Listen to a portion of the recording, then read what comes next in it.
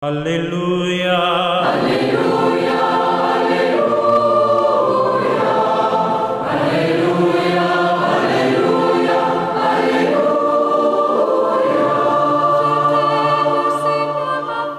Le Seigneur soit avec vous. Évangile de Jésus-Christ selon saint Matthieu.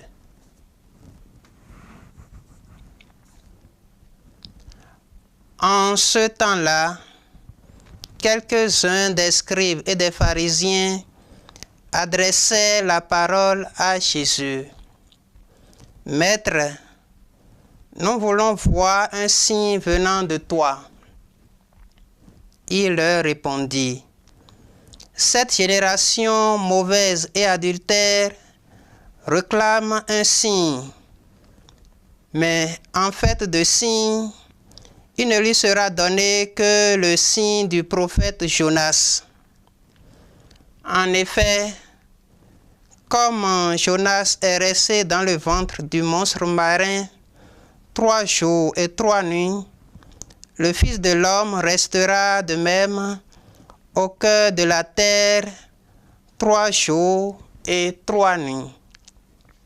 Lors du jugement, les habitants de Ninive se lèveront en même temps que cette génération et ils la condamneront. En effet, ils se sont convertis en réponse à la proclamation faite par Jonas. Et il y a ici bien plus que Jonas. Lors du jugement, la reine de Saba se dressera en même temps que cette génération et elle la condamnera. En effet, elle est venue des extrémités de la terre pour écouter la sagesse de Salomon. Et il y a ici bien plus que Salomon. Acclamons la parole de Dieu.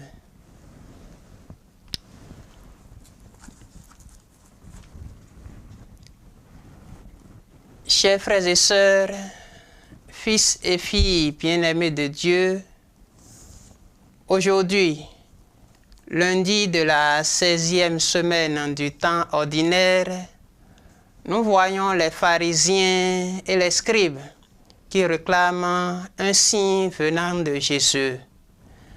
Mais à cette génération qui demande un signe, il ne sera donné que le signe de Jonas.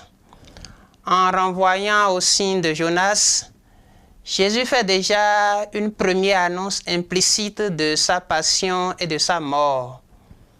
En réalité, le signe du prophète Jonas est une métaphore de la passion et de la mort du Fils de l'homme. Dans la personne de Jésus se réalisent 2 actes prophétiques de Jonas. Le fait que Jonas soit resté 3 jours et 3 nuits dans le ventre du monstre marin renvoie au séjour de Jésus au cœur de la terre avant sa résurrection le 3e jour et la prédication de Jonas qui renvoie à la prédication de Jésus qui devrait servir comme signe et entraîner la conversion de ceux qui en bénéficient. Jésus se réfère aussi à la sagesse de Salomon et la reine de Saba.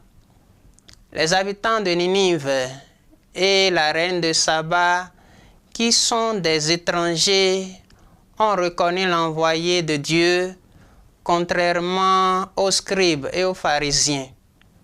Les tout-petits et les étrangers reconnaissent l'envoyé de Dieu, tandis que les prétendus éclairés réclament un autre signe.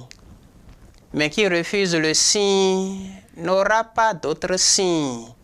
En réalité, Jésus est lui-même le signe de Dieu pour l'humanité. Il est le signe ultime de l'amour et de la présence de Dieu sur la terre.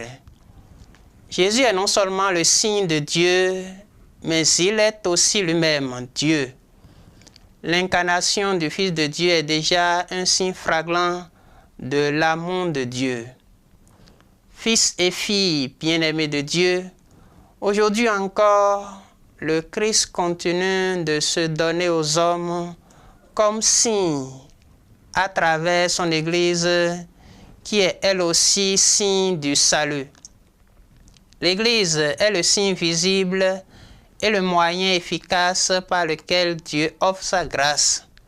Ainsi, l'Église, en tant que sacrement du salut, accomplit sa mission salvatrice qui s'exprime concrètement dans les sacrements. Ces sacrements institués par le Christ, les sacrements de l'Église, sont des signes visibles qui communiquent une réalité invisible. La recherche effrénée d'autres signes extraordinaires peut nous conduire sur des sentiers incertains et arbitraires. Nous savons que beaucoup se sont égarés loin de la foi en préférant des manifestations extraordinaires au détriment de l'approfondissement de la foi. Les signes peuvent évidemment renforcer la foi, mais la quête permanente de signes peut aussi détourner de la foi. Puissions-nous ouvrir les yeux pour voir les nombreux signes que Dieu nous donne chaque jour pour grandir dans la foi sans rechercher au quotidien des manifestations ostentatoires. Le Seigneur soit avec vous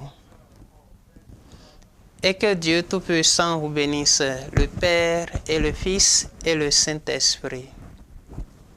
Alléluia.